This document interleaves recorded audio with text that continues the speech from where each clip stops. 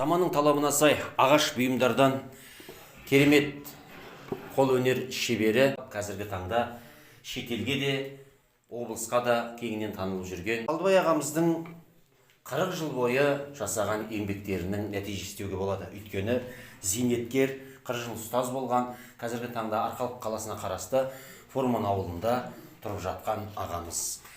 Бүгін Шаңырақ ұлттық өнер орталығының құрметті қонағы Қалдыбай ағамыз. Ассалаумағалейкум, Қалдыбай аға. Уағалейкумассалам. Қалыңыз қалай? Ақырында болады. Сізбен бірге бүгін сұхбат жүргізсек деген ниеттеміз. Қостанай облыстық халық шығармашылық орталығы ұйымдастырған Шаңырақ ұлттық өнер орталығы бар. Сол орталықта өзіңіздей қол өнер шеберлері, көптеген өнер иелері сұхбат берген болатын.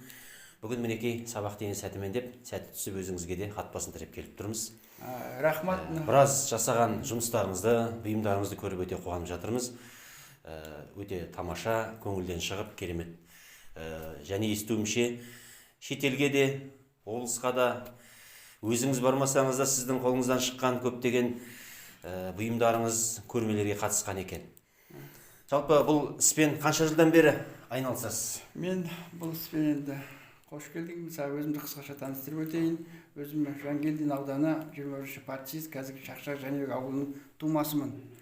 Мен Киров орта мектебінде ең алғашқы ұстазым осы қол өнерге бейімдеген Өсеров Әждар ағай марқұм.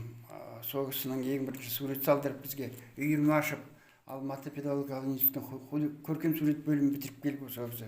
Ең бірінші бесі осындай өнерге болып. Сол өнерді сол кісінің жалғастырып, еңбек ұстаз жолымда 40 жыл ұстаз болдым. Ең бірінші ұстаздық жолымда Жангелдин ауданының партист совхозының тармақ бастауыш мектебінен бастадым. Негізгі мамандығым бастауыштың мұғалімі болатын. Міне осы өнермен бармаған біраз жерлердің дәмін таттық. Өнердің мынау облыстық жүлделер, аудандық жүлделер, көптеген жүлделерге бардық. Семинарларда бардық, бірнеше жерге көрме қойдық. Түркістанға да бардық, көрме қойдық.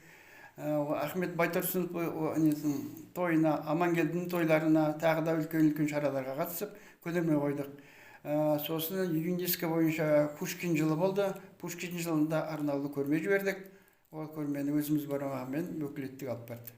Жұмысыңызды жалғастыратын шәкірттер тәрбиелеп жатсыз ба, бар ма? Мен бұдан 2021 жылы зейнеткерлікке шықтым.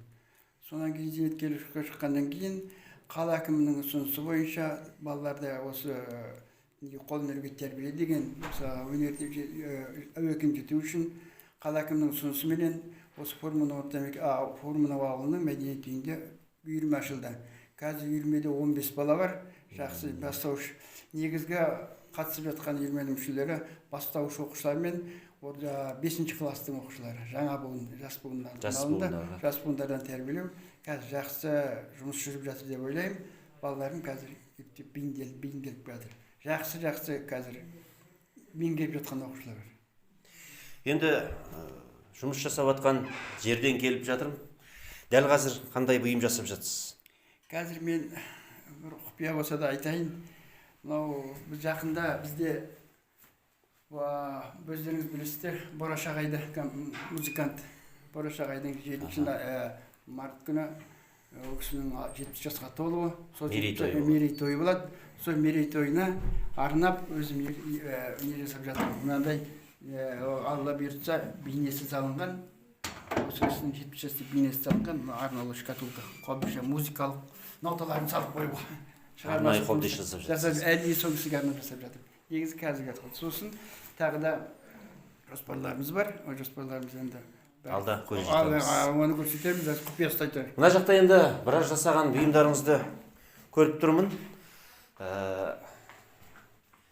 Жай жасалмайды ғой. Bir мерекеге арналады. Bir таныстырып өтсеңіз. Қазір мен мына жерде жасап жатқан мынау қалалық неде ардагерлер үйі бар. Қалада. Сол ардагерлер үйіне арнаулы жасап жатқан өзімнің сыйлығым есебінде шахмат нарды ардагерлер үйінде деп жасап жатқан бұл жұмысым. Бұл ардагерлер үйінде. Енді сол өзімнің атына ескерткіш есебінде тапсырғым келіп тұр. Жақсы. Сонан кейін бірнеше тойларда болдық деп айтып жатырмыз. Мынау Ахмет Байтұрсыновтың арнаулы тойында барған кезде апарылды. Онан кейін Амангелді имановтың тойына апарылды. Бірнеше жердегі көрмелер қойылды. Сол енді тағы да жоспар көп. Алла бұйыртса, менің негізгі мақсатым осыны тағы да кеңейтіңкіреп, астау табақ жасайтын, сосын домбыра жасайтын нәрсе широкына айналдырғым келеді. Қазір ақырындап станоктарды алып жатырмыз. Алла бұйыртса, қала әкімінің айтуы бойынша станок алып беруге көмектесемін деді. Қолдау жасап жатыр ма жалпы? Көп қолдау жасалып жатыр. Осы мәдениет бөлімінде және қалалық әкімдіктен де. Осы жазда арнаулы грантқа іліктіріп, станоктар алып береміз деп арнаулы жабдықтар жасаймыз деген сондай көмектер бар. Алла бұйыртса, сол көмек бұйырса. Енді мына жерде біраз суреттерді көріп тұрмын. Елге танымал белгілі тұлғалармен түскен суреттеріңіз. Мысалға мына кісі депутат Мұхайып мырза менен, Дәулет Мұхайып мырза менен, сол кісі менен. Мына кісі бұрын білім министрі Сәрінжіп деген кісі.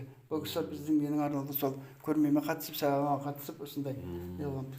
Мына өздеріңіз білесіздер, Бақытжан Сәуекенов ағай, мәдениет қайраткері. Мына кісі Айбек Қалиевпен бірге екеуміз музей жасап мектепте, сол музейді ашуға қатысқанбыз.